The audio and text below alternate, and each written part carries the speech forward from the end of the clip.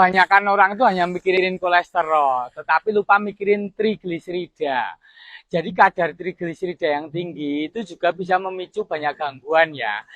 Jadi trigliserida itu adalah cadangan energi yang disimpan dalam lemak kita. Ya, yang berasal dari makanan kita, terutama makanan yang tinggi lemak, tinggi protein, sama pun tinggi gula. Itu kalau kita kelebihan makan.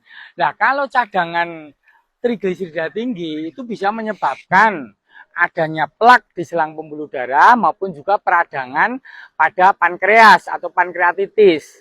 Nah, mekanismenya karena memang trigliserida itu pengangkutnya atau truk pengangkutnya itu namanya kilomikron. Ketika terlalu banyak trigliserida di dalam darah, itu bisa menyebabkan penyumbatan aliran darah yang ke pankreas. Akhirnya bisa menyebabkan radang pada pankreas.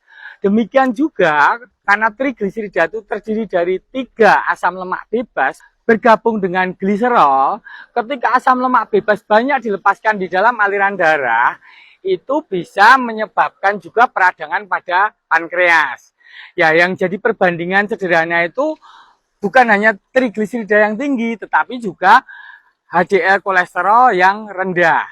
HDL kolesterol itu high density lipoprotein atau pengangkut kolesterol yang baik. Ya, jadi kalau HDL-nya rendah, kan normalnya 50 sampai 60 nih.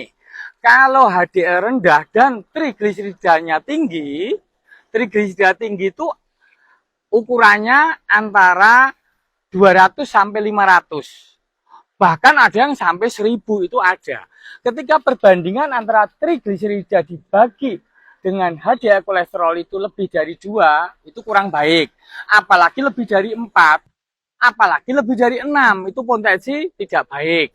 Makanya beberapa teman kalau memang mau cek, sebenarnya silahkan cek profil lipid, jangan hanya cek kolesterol total doang. Dan nanti dilihat HDL kolesterol, LDL kolesterol, dan trigliserida. Tetapi ada panduannya kalau mau cek profil lipid, cek trigliserida dan HDL, itu sebaiknya hentikan dulu obat-obat penurun kolesterol kayak gemfibrozil atau fenofibrat atau PLKB atau obat-obat hormon, hentikan dulu supaya tidak mengganggu pemeriksaan. Jikalau ketahuan trigliseridanya tinggi dan HDL kolesterolnya rendah, ada baiknya mengurangi gula, nasi, sumber karbohidrat yang terlalu berlebihan, kalau apalagi orang udah kegemukan ya. Makanan yang berminyak maupun daging terlalu banyak sebaiknya dikurangin. Banyakin buah sama sayur.